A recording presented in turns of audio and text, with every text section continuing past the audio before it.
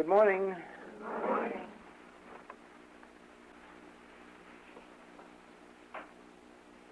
This group was started in New York City a couple of years ago,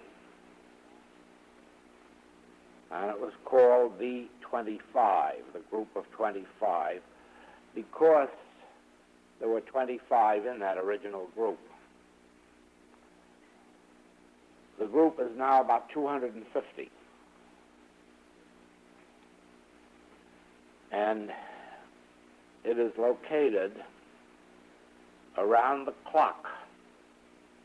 That is, just as we are here at 10 o'clock in the morning, at this moment it's probably 11 in New York, and there's a group there. And at 3 o'clock, it's 3 o'clock in London, and there's a group there. And it's 4 o'clock on the continent, and there's a group there. And it's probably 6 o'clock over on Africa, and there's a group there. And 9 o'clock down in South Africa, all at this minute. And in Australia, and all around Honolulu.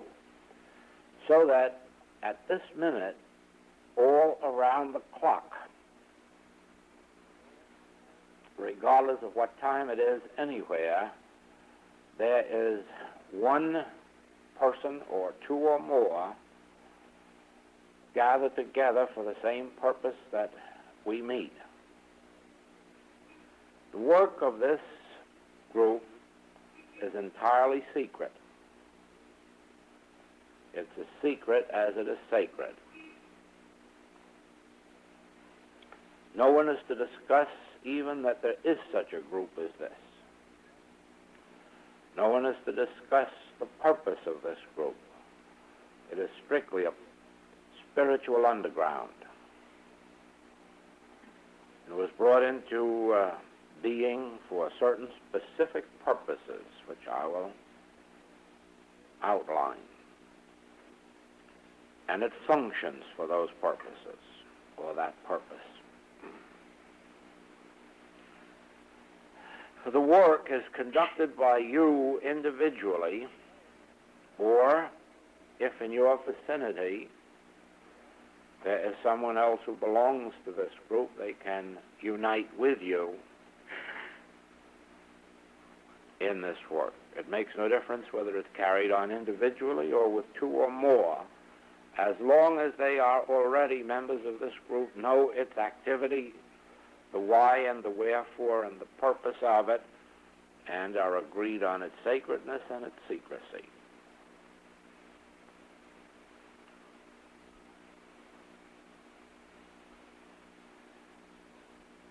From time to time, students are invited to become part of this group. And that is all done by virtue of their consciousness.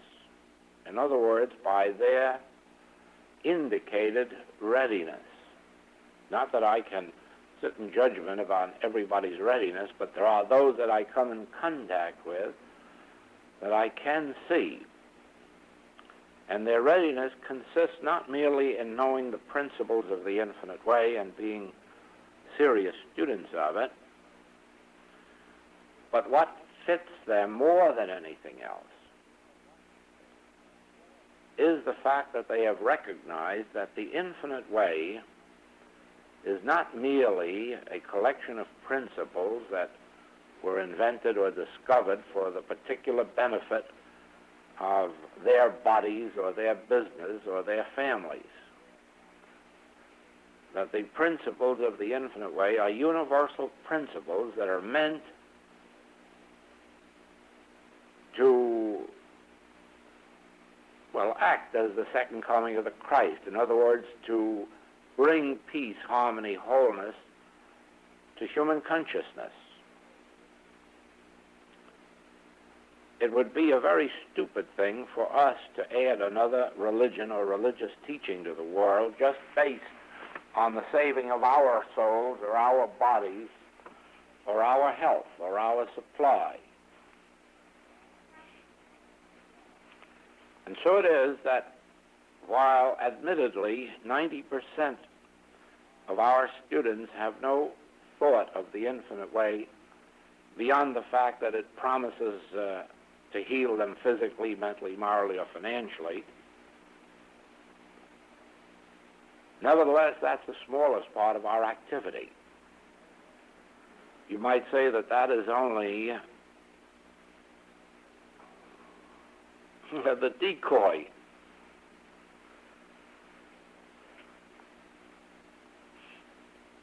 Because once they become interested enough in the activity of the infinite way, they'll soon discover that its major purpose is breaking down the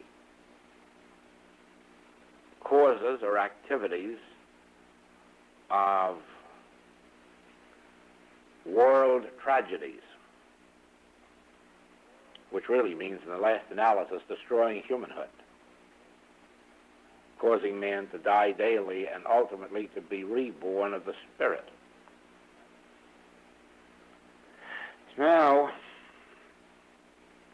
it would be folly for anyone to attempt to benefit a community or a world if they did not know the principles themselves sufficiently to be able to demonstrate them in individual experience. So it is for this reason that those who are invited to become part of this group are those, number one, whom we know to be sufficiently serious in their study so that we know they do know the principles. Number two, who have given some indication of an awareness of a world responsibility, a greater responsibility than just their own bodies or business. And then thirdly, those who have given some indication that they have the necessary time, the willingness to devote some of that time to purposes other than that of themselves. Now, in one sense, then, you might call this a round-the-world prayer group. But it would have no more relationship to what is understood by a round-the-world prayer group than light has to darkness.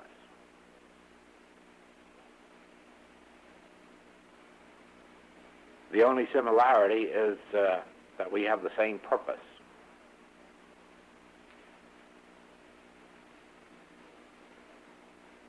And then not wholly so, because we go far beyond any desire for world peace or world prosperity. Our ultimate goal is the destruction of material sense, even the nice, harmonious material sense, even the healthy, wealthy material sense. And that's a goal that has never even been dreamed of outside of mysticism.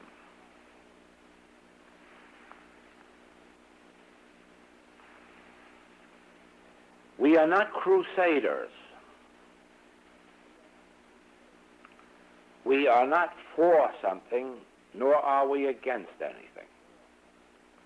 We do not indulge in any crusades to make the world vegetarians or to stop their animal experiments, noble as those things may be. They have nothing to do with our work. We are neither for anything nor against anything. We do not indulge in any crusades. We are not out to destroy any evils. We are not out to promote any good causes. The object of our work is the destruction of material sense. Now let us understand this correctly.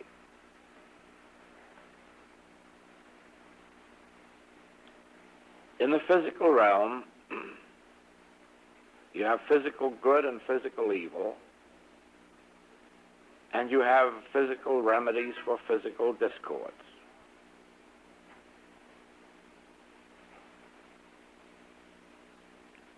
We hear a lot about the fact that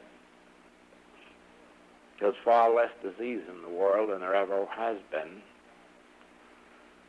But the real truth of the matter is that in the same length of time in which the population of the United States has increased 70%, hospital beds have increased about 400%. And still not enough. In the same way, we're supposed to have risen into an era of the knowledge of mind and its activities. We have now psychology and psychology in addition to all these science of minds and so forth. And actually, we not only have more mental institutes than we ever had, but we don't have 25% enough to take care of the cases that are waiting to be taken care of. And the answer to that is this.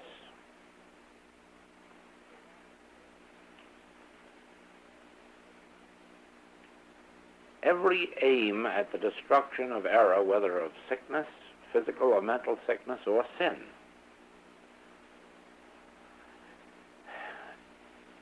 is always gone at with some weapon of this world. In other words, it is fighting the error or fighting the condition. Trying to engage it in combat and overcome it and destroy it or remove it. And that isn't the way it's going to be done. You're not going to cure material evils with matter. You're not going to cure mental evils with mind. You're not going to cure material discords with mind. You are never going to substitute right thinking for wrong thinking. It can't be done. It never has succeeded, and it never will. And most of the organizations that started out so nobly 40, 50 years ago to change the world by right thinking are almost out of existence today. For this reason, that the very points in which I'm doing right thinking, you can't convince me that I'm wrong. The very points in which I'm doing wrong thinking, you can't convince me that I'm wrong. It's on that very point that I'm sure I'm right. And I've seen that in all these 28 years. In the beginning, when I would detect something wrong in the patient, and I would call it to their attention, always they'd look at me in amazement. Well, that's the very thing that's wrong with this world that I'm trying to correct. It's always been that way, and I know that it's true of you, and I know it's true of me. If I could tell you the one thing that I see in you that needs correction, you'd be bound to come right back at me and say, well, you're just seeing your own thoughts. That's in you, that's not in me. That's the one thing that I am clear of. I've watched it too many years. I know that you can't change wrong thinking into right thinking because you'd first have to make someone admit they're doing wrong thinking. And you can do that as long as you don't pick out the thing on which they're doing the wrong thinking. Try it sometime if you don't think so. Tell your wife or your husband what it is that they're doing the wrong thinking on and see where that gets you. And as a matter of fact, it goes even deeper than that. If I am doing wrong thinking on something, it isn't because I consciously want to. It is something that's so deeply ingrained that even I, if I could detect it, can't get it out. For instance, have you ever tried to tell a patient to stop fearing?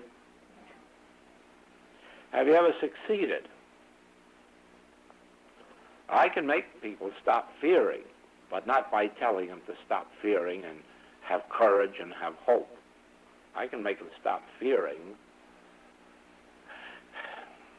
Well, I've tried two ways.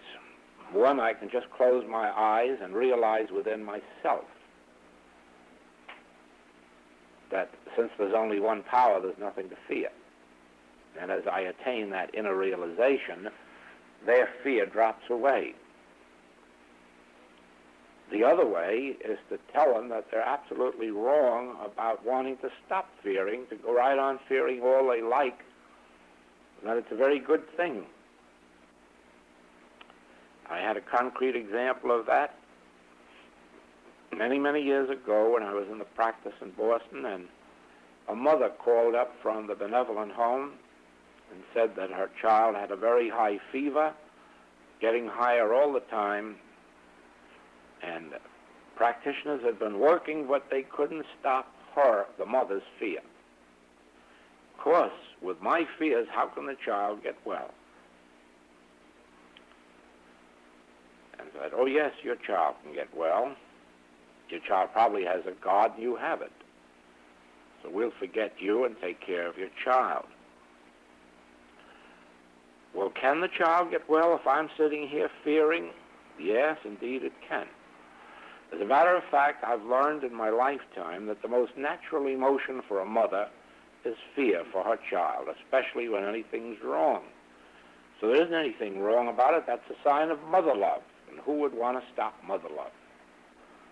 Now, since you can't get coffee up there at that benevolent home, I would recommend you go to the drugstore on the corner, get some coffee, black coffee, keep you awake, and sit up by your child and worry and fear all night. Love that child as much as you can. Show her how much you love her by fearing for her, and get it all out of your system, and I'll take care of the child. Well, of course, she'd never heard of anything like that. She was taught to fear fear, and that a child can't get well while the parent's fearing. But here was a new note. She could go on fearing all she liked, and it wouldn't harm her child. And within the hour, she phoned and said that that child was completely normal. Now, it works sometimes, not always, because really that's nothing but psychological healing. That's spiritual.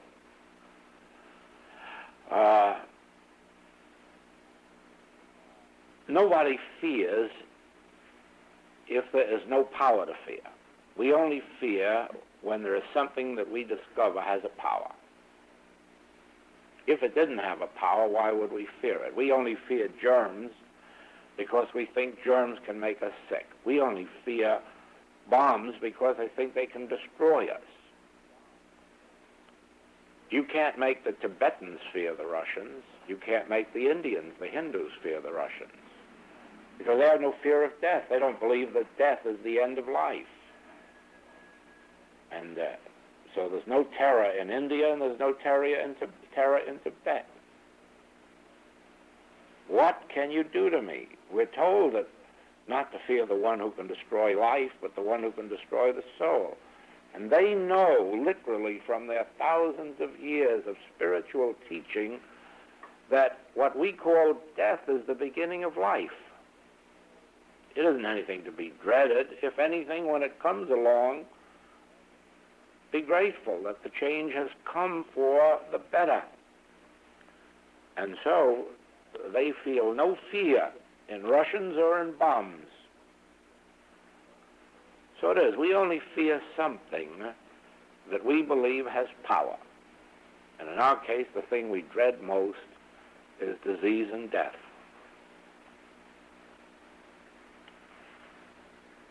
Now,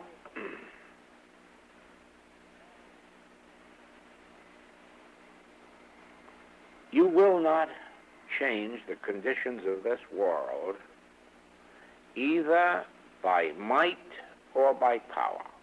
You might as well make up your mind to that. You will not change the conditions of this world by physical might or by mental powers. It won't ever be accomplished. You can win wars by being stronger in weapons than the other fellows. But that doesn't establish peace. Right on top of the peace comes more wars. You can get rid of one disease with a remedy, but you can't prevent another one taking place tomorrow. And if you could prevent all the disease, you wouldn't stop time wearing the body down and finally resulting in old age and all that goes with it. So neither, and mark this well, this is the principle we're coming to, neither physical might nor mental powers are going to change any of the so-called evil conditions of this world that need changing. And I'm including now disease of all kinds, physical and mental. I'm including economic cycles of depression and boom. I'm including wars and rumors of wars. I'm including the evils of false ideologies, even the evils of the church world, for their evils keeping people in spiritual darkness. But you are not going to touch those or move them or overcome them by having around the world prayer movements, because there isn't any power, there isn't any presence listening to those prayers or going to do anything about them. It is just like this movement, which in its way is good, probably a stepping stone. You see it all the time now, these movements around the world of Jews and Christians, Jews, Protestants, and Catholics sometimes. They're all right. But what happens after every meeting? Aren't they still Jews and Protestants and Catholics?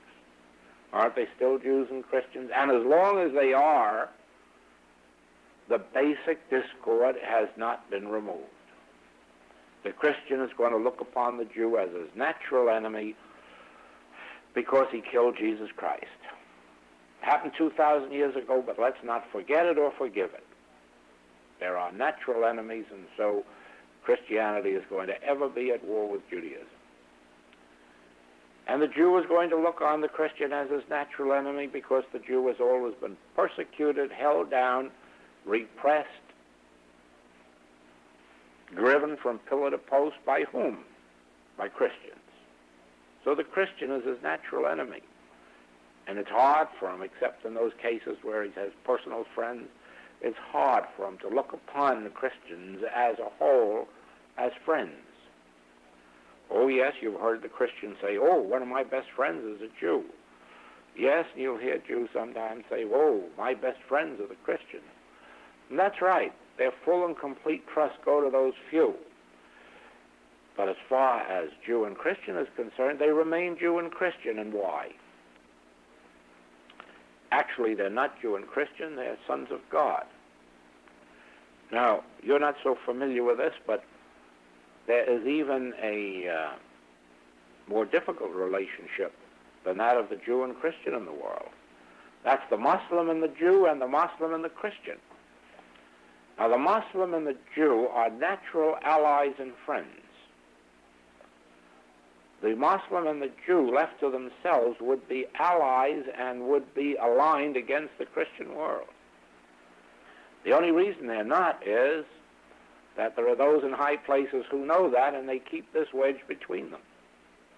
They keep this enmity of Israel between them, and they won't let that die down, because that would bring the Muslim and the Jew back to their normal relationship, which is friends, pals. They've lived together in the Holy Lands for 2,000 years, side by side, without ever a quarrel. And the only thing that separates them now is this artificial issue of Israel. The Muslim and the Jew is one relationship that at this moment is very, very upsetting to the world because of that false issue that's been injected. But the serious thing is the Muslim and the Christian. They are the two natural enemies of the world. A Muslim would consider the killing of a Christian a passport to heaven. He's actually taught that. killing a Christian is a sure passport to heaven. Now, you don't heal those breaches by trying to reason this thing out with them. How can you reason religion or politics? You can't do that. And so it is that you have religious differences that, left to themselves, will always promote wars and discords in the world. And then you have the barriers of trade. You'll always have countries that have to war with each other on kind of business reasons. And all the prayers to this mythical God are going to avail nothing. And so it would seem that the world is helpless. Well, the world has been helpless now for 5,000 years. Whenever these inner conditions, either of racial, religious, or commercial differences arose, wars followed, and with them famine, discord, disease, poverty, starting all over again. We come to a new era. We come to a new era which the Infinite Way is introducing. It cannot introduce it openly through the press. It can only introduce it through a spiritual underground. Why? Because the things of God are foolishness with man. And there is no way to tell the world that they are not going to solve their problems by more and bigger bombs, or by more and better distribution of dollars to the have-not countries. They're not going to believe that you can't buy friendships, that you can't buy allies. They're not going to believe that you can't win by having a bigger and a better bomb and getting there first with it. There's no way of convincing the world of that. And if you were to make some statements public that we make here in this room, it could be construed as pacifist tactics. And if it were wartime, it could even be construed as treason. It is neither of those things. It's violently aggressive in a non-resisting way. And that's what you have to understand. It isn't that we don't use weapons, but we don't use the weapons of this world. We do not use carnal weapons. We do not use injections to prevent epidemics. We do not use $1 million placed here or there to salve over this condition or that condition, and we do not use bombs to settle, or even lawsuits, to settle our personal differences. We do not use material powers or mental powers. Now we have to go back to our individual selves to understand this. Nowhere in the Infinite Way writings do you find any excuse for using material remedies in your own particular case or mental remedies. You are told distinctly that the principles are, the battle is not yours. Stand ye still, see the salvation of the Lord. Resist not evil. This is the greatest of all our principles. Resist not evil. And so it comes to this. We renounce the use of temporal powers. Now, if necessary, look it up in the dictionary to see all that's embraced under temporal powers. We renounce, for our own individual welfare and for the collective welfare of the world, we renounce the use of temporal weapons. We don't recommend that our neighbor should give up medicine. We don't recommend that the government should give up its armament. That's its demonstration. We are trying to introduce a new era through our individual experience. The major principle is we renounce the use of temporal weapons. Why? Because we will not use temporal force, material or mental forces or powers, because we have recourse to the Spirit. The Spirit is our life, our principle, our law, our soul. Spirit and grace can be used together. We heal by grace. We are fed by grace. We overcome our personal difficulties and misunderstandings with each other through grace. Lay down your sword, for those who live by the sword will die by the sword. Lay down your temporal weapons. Stop using your body and your mind to accomplish things, and sit in the silence until the Spirit of the Lord God is upon you. When the Spirit of the Lord God is upon you, the material and mental discords fall away. Now,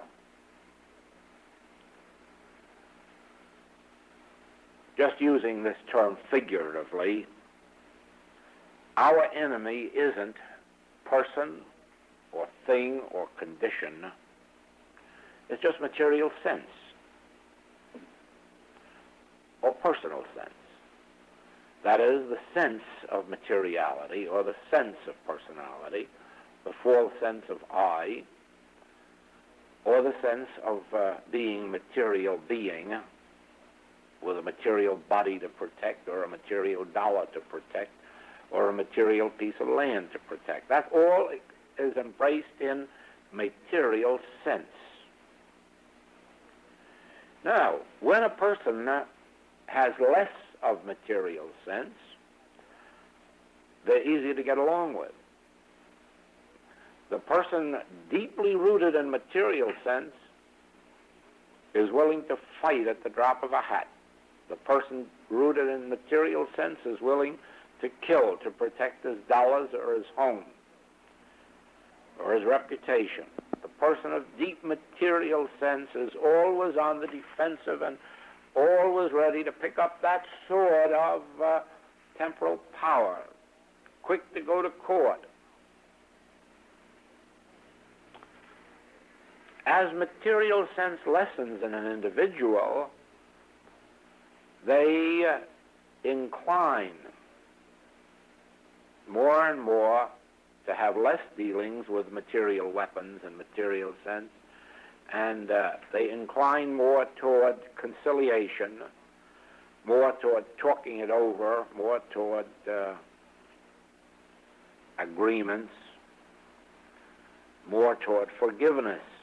But as material sense lessens and lessens and lessens, they commence to perceive that not even conciliation is necessary. Not even debate or conference is necessary, for there is a spirit in man that governs. And so they bring both to their physical diseases, their mental diseases, and their conflicts with mankind, they bring the new dimension, Christ. Now, no matter what my disagreement with you might be, no matter what my argument with you, and no matter what my fault-finding with you, and no matter what my grievance with you might be, I would find recourse in meditation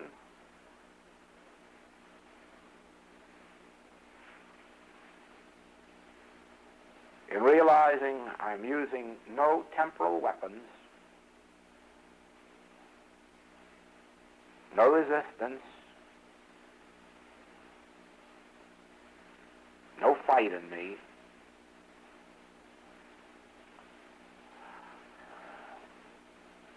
spiritual power. That is, the power of the Spirit realized.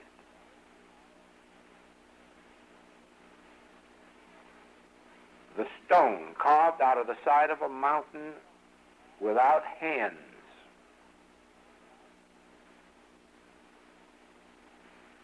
Be still.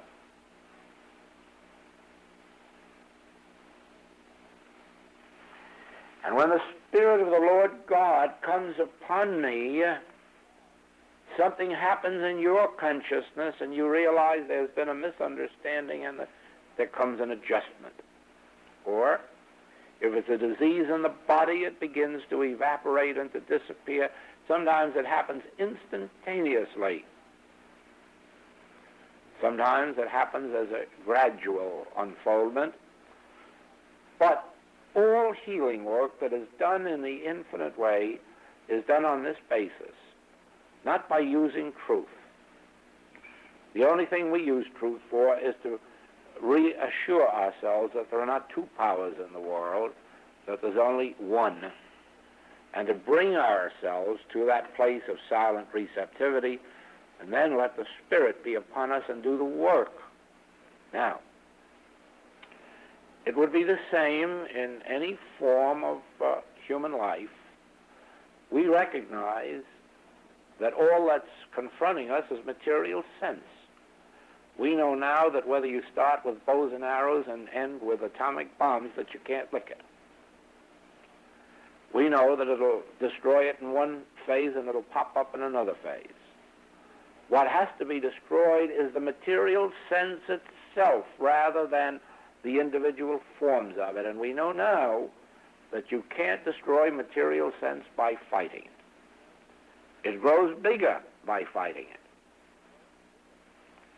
It overwhelms you. And so you come to the place of non-resistance. Resist not evil. If they want to take my coat, all right, let them have it, and the vest too, temporarily. If they want to lie, cheat, defraud, let them temporarily. I'm not resisting that. I'm not taking up the weapons of the world. I'm not picking up my sword, either physical sword or mental. I'm not resisting. I'm sitting in the Spirit.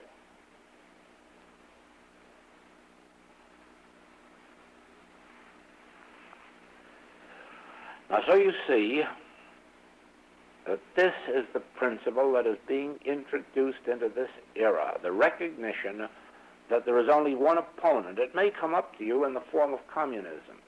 It may come up to you in the form of churchianity. It may come up to you in the form of an epidemic in your neighborhood. It may come up against you in the form of juvenile delinquency around you.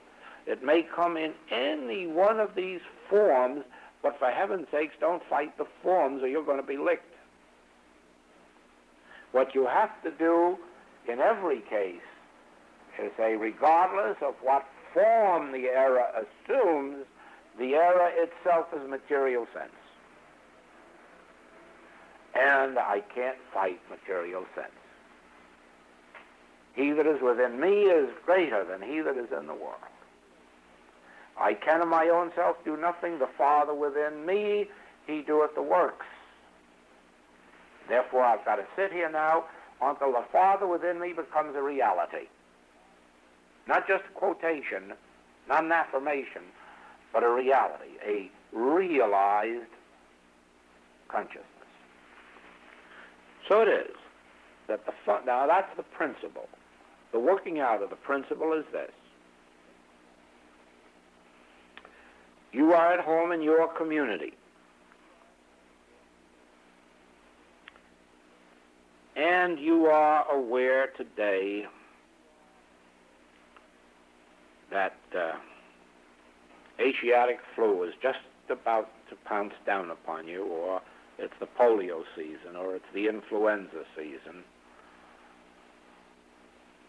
or it's asthma season, or rose fever season, or something else of that kind, which is universal belief.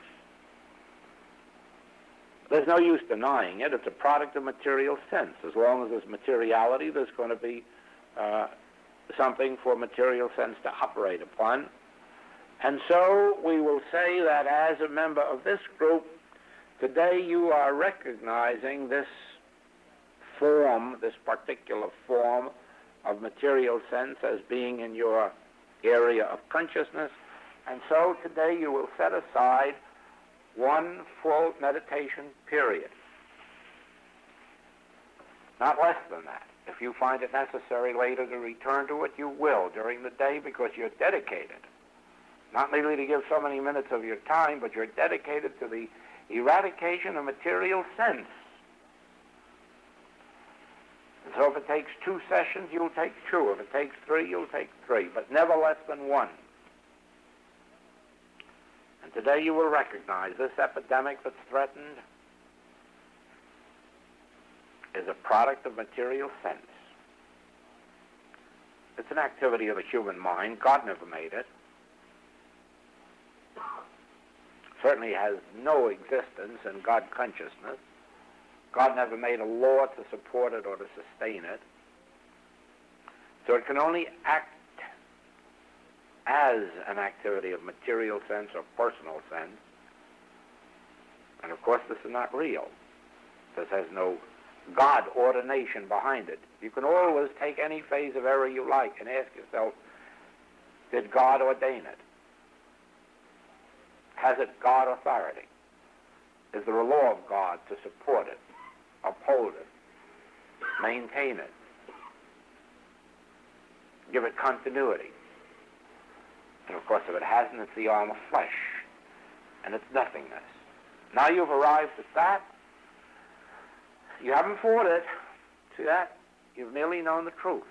You haven't fought it. You haven't argued with it. You haven't started to get rid of it.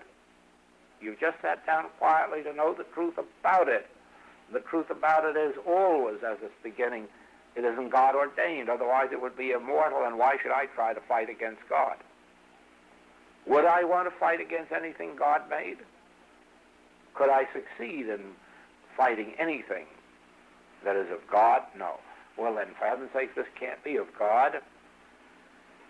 Therefore it has no God law to sustain it, or God substance, God activity, or God intelligence. Therefore it has no power of continuity. Now, I've done that. Now I sit back, not to fight it, but to let the Spirit of the Lord God be upon me.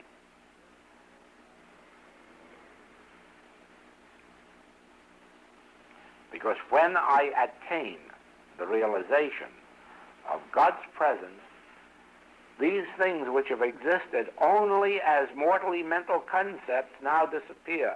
They are wiped out because they had no existence, remember, as reality. They had only existence as mental illusion. And therefore, this feeling, this realization of God's presence is the dispelling of material sense. It has nothing to do with the form. The form may have been epidemic, or the form may have been a depression, or the form may have been a threatened volcano, or a threatened tidal wave. The form has nothing to do with it.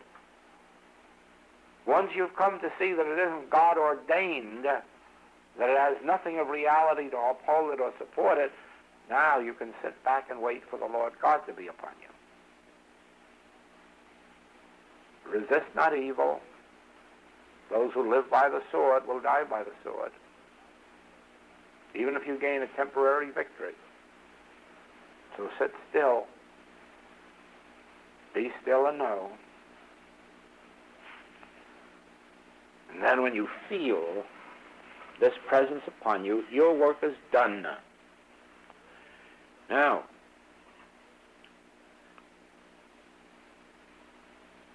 what is it that has caused every war that's ever taken place on the face of the globe? There has never been a war in the entire history of the world that did not stem either from religious conflict or commercial conflict. One of those two things is behind every war that's been recorded in history. It's either religion or money, business. And God never made either religion or money.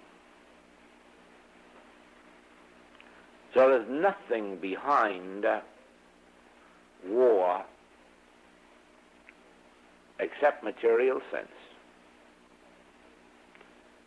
Either wanting a church that wants more membership or a nation that wants more business or territory. And that's all under the heading of material sense. The minute anybody wants more of anything, it's material sense. Because spiritually, we don't need anything. God fulfills itself as our individual experience. All that the Father hath is mine. So the moment I would have a desire of any nature, that's material sense handling me. And so I don't have to handle desire, I have to handle material sense. And realize that it's personal sense, selfish sense, but that it has no foundation in God. Having no foundation in God, I can let the peace of God descend upon me, and so I begin to dissolve material sense. I don't pray to God to stop wars. God never started one. God can't stop one. God has no awareness of a war going on, because wars only go on in our mental image, in the mind of man. That's the second chapter of Genesis. The world that was created in the second chapter of Genesis was not a God-created world. It was a man or mind-created world. And that's the world that we live in, the world of flesh, when we live to the flesh and reap corruption. Now, a desire is reaping to the flesh. It's wanting to add something to yourself. But if you only close your eyes and say I, you'll know that that I is self-created, self-maintained, self-sustained, including everything. All-inclusive, the Bhagavad Gita says. All-inclusive, that life, which I am. And so you can see then that any desire, even what the world would call a good desire, is really material sense. The person of spiritual sense has no desires. He accepts what comes, lives with the enjoyable part of it, but is not attached to it, lets it come and lets it go as it will, because within himself he's living in a state of self-completeness. I, that's spelled with a capital S. I and my Father are one.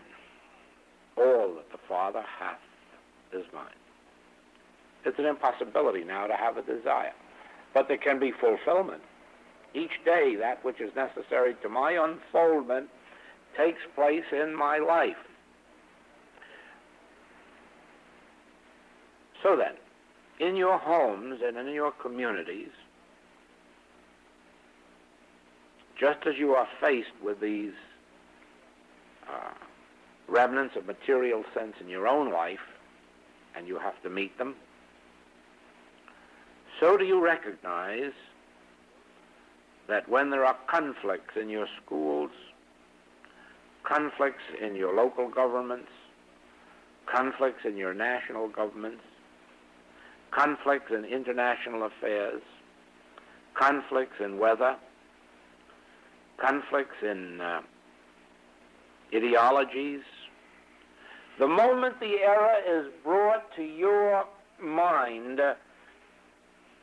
you have to do something about it. You can't ignore it. You have to do something about it. And the first thing you do about it is ask yourself, is it God ordained? Is it of God? If it is, heaven forbid that I should fight it. If it isn't, I don't have to fight it. It's only the arm of flesh or nothingness. And pretty soon you will see things happening not only in your lives and the lives of your family, you will see things happening in the lives of your community, of your nation, that you can't account for. And sometimes that nobody else can account for. Sudden switches of policy, sudden switches of decisions. And you won't be able to prove scientifically to the outside world that your realization had anything to do with it, but very quickly you will perceive by the amount of things that you're handling and the sudden changes that take place in them, you will know yourself that your work is being effective. We had the experience in the islands a few months ago when we were told that this hurricane was coming at us at 93 mile an hour, 97 mile an hour hurricane coming 17 miles an hour in speed, due to strike between midnight and 6 in the morning. And our little group got together, and the night went by, and the next day went by, and still hadn't happened, but tonight is the night, between midnight and 6 o'clock in the morning. And then at 11 o'clock at night, all of a sudden, something happened. It wasn't 97 miles an hour anymore, it was 93 miles an hour. It wasn't coming 17 miles an hour, now it was coming 7 miles an hour, and it wasn't going to hit the island right in the middle, it was going to hit the tip end. And so the governor gave orders that schools were to be closed the next day. And the next day was one of those beautiful days, and nothing happened, and then later the storm hit. Where? 175 miles out to sea. 175 miles away from our island. Well, I couldn't give you any scientific proof that we had anything to do with that. Maybe that was a phenomenon of nature, but one thing did happen. The weather department and all their bureaus were called on for an explanation of how they could be so wrong. And the only answer they could make was, we don't know, because that's the way it was charted, and that's the way it was coming, but it certainly veered and changed its nature. And they never have been able to account for it, except that, well, it just happened that way. And maybe it did.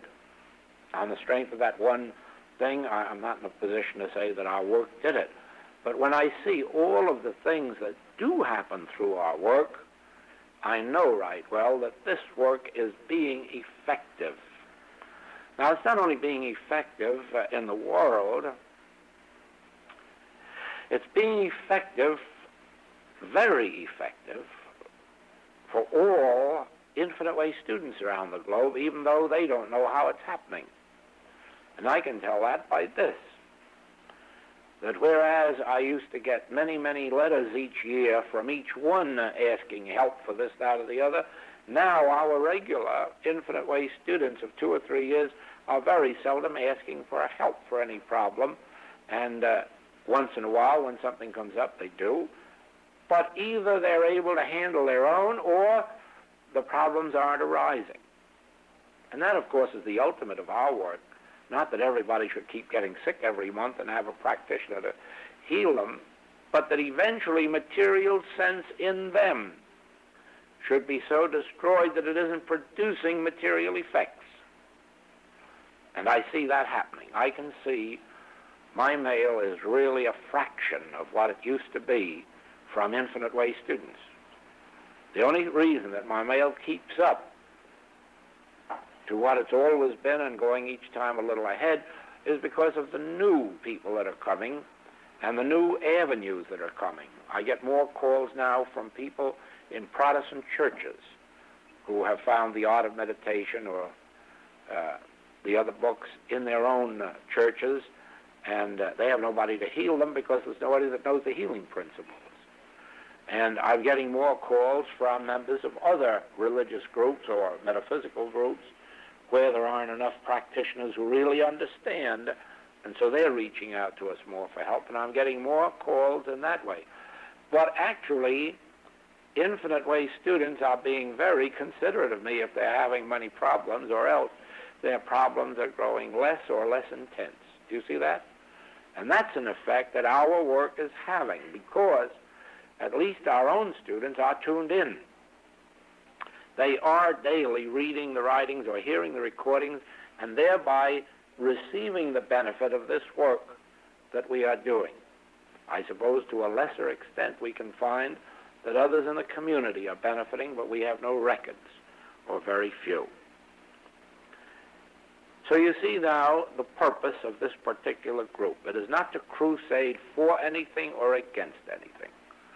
It is a setting aside of a single period, at least one period, every day,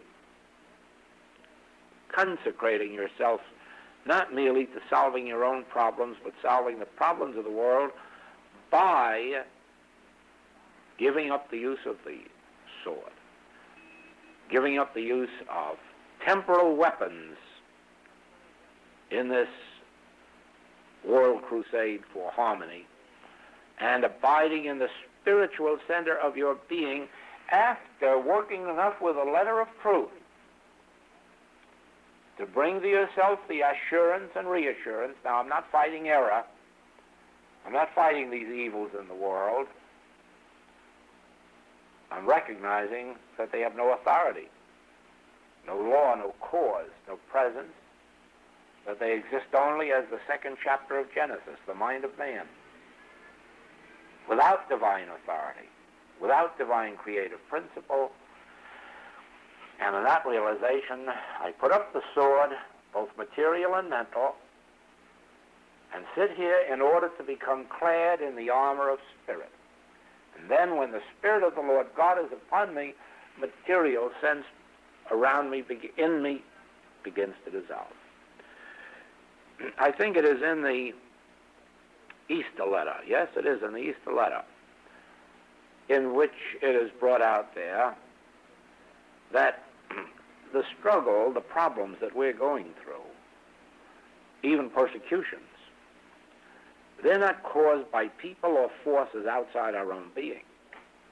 They are just the result of material sense that is left in us, still warring with the Spirit. To some extent, every one of us has some phase of material sense. If it's only expecting gratitude from somebody, that's material sense. If it's expecting cooperation and love from somebody, that's material sense. So you see, each one of us has some degree of material sense left in us. And that's always warring against our spiritual nature. When our spiritual nature completely takes over, we will be living in the realization, I and the Father are one, all the Father hath is mine, so what do I need for a man whose breath is in his nostril? Not even cooperation or love or gratitude. Nothing. We let each one live their own life, be what they are, grow as they will, share as they will, while we are living in this realization of the infinite nature of our own being.